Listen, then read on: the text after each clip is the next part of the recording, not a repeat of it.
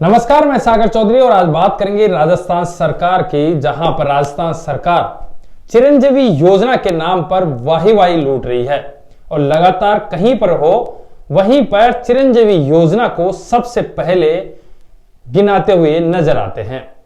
लेकिन बताएं कि क्या व्यवस्था है सरकारी अस्पतालों की।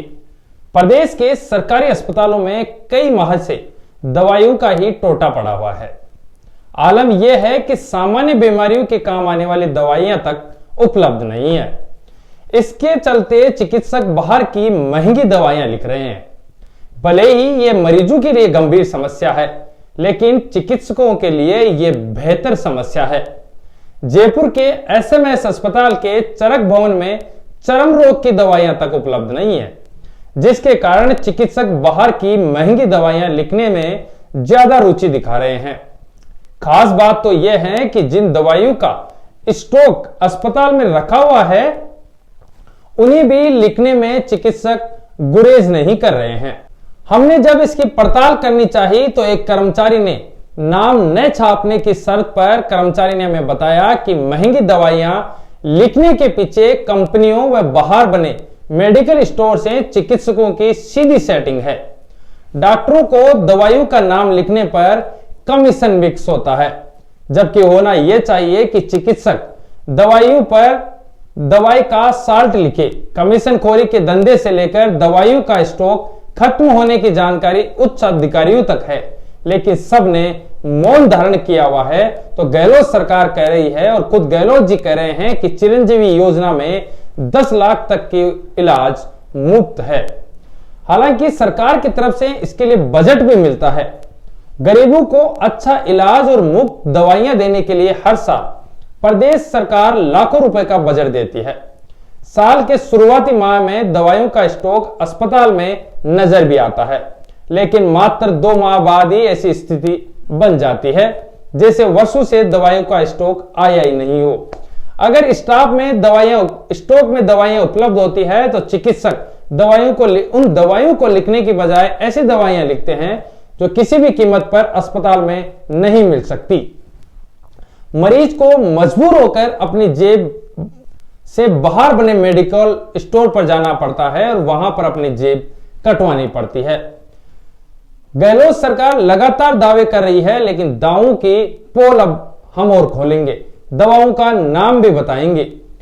बुखार की पैरासीटामोल की कमी, एंटीबायोटिक, एमोक्सिसिलिन, सेपिक्सिम, कैंसर की जैसी दवाइयां, ओआरएस पाउडर तक नहीं है, ब्लड प्रेशर की एटिनोल नहीं है, ऑक्सीटोसिन इंजेक्शन नहीं है, मल्टीविटामिन सिरप नहीं है, नाइट्रोग्लिसरीन नहीं है, एमिनो एसिड नहीं है, ऐसी बहुत सी दवाइयां, प्लास्टर ऑफ पेरिस पीओपी जिसको बोलते हैं वो नहीं है, ट्रोसिमाइड एनिमा जैसी दवाइयां भी नहीं मिल रही है।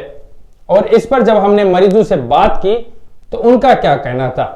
कहना एक ही था और दुआ कर रहे थे गहलोत सरकार से एक बार फिर कि चिरंजीवी योजना तो लेकर आए, लेकिन ये दवाइयां तो हमें दिलवा दीजिए। दवाइयां ही नहीं होगी तो चिरंजीवी योजना का फायदा क्या होगा? कुछ मरीजों से भी हमने बात की। उनमें से अलवर के निवासी यमन का कहना है कि मेरे हाथ पैर में दाग और खुजली से एलर्जी हो रही है, जिसको दिखाने के लिए ओपीडी स्लिप कटवाने के बाद संबंधित चिकित्सक के पास दिखाने गया, जहां पर चिकित्सक ने उसकी स्लिप पर ऐसी दवाइयां लिखी जिनमें से मात्र 2 ही दवाइयां काउंटर से मिली और दवाइयां नहीं मिलने की बात कहकर ट्रका दिया गया। इसके बाद बाहर से दवाइयां लाने को कह दिया गया और इसके बाद जेब में 1 रुपया तक नहीं था, किसी से रुपए उधार लेकर प्राइवेट मेडिकल स्टोर से दवाइयां खरीदी। कैसे योजनाओं को धरातल पर उतार पाएंगे? वहीं हमने जब दूसरी मरीज से बात की तो मिर्गी से पीड़ित 27 साल की महिला के न्यूरोलॉजी आउटडोर में डॉक्टर को दिखाया गया। डॉक्टर ने कार्बेमेजेपिन दवा लिखी, लेकिन दवा वितरण केंद्र पर जाने पर दवाई नहीं मिली। क्या गहलोत सरकार, आपने बड़े बड़े दावे किए, लेकिन मरीजों का ध्यान कौन करेगा? इनको धरातल पर जाकर जांच कौन करेगा? वैशाली नगर के 44 साल के व्यक्ति के हार्ट पेन शिकायत पर एसएमएस में दिखाया। डॉक्टर ने हार्ट बीट के लिए एट्रोपिन दवा लिखी। परिजन अस्पताल के काउंटर पर लेने गए, लेकिन दवाई नहीं मिली। ऐसे समय में सरकार को चाहिए कि कुछ ऐसे अधिकारी धरातल पर उतारे जो जाकर जांच करें। हमने जब विनय मल्होत्रा से बात करने की कोशिश की तो उन्होंने इसमें मंजूरी भी दी और कहा कि हाँ, कुछ दवाइयां हमारे यहां पर अवेलेबल नहीं है, लेकिन इसके लिए हम लगातार संपर्क में हैं और RMSCL के संपर्क से जल्दी दवाइयां उपलब्ध करवाई जाएगी। लेकिन कब तक?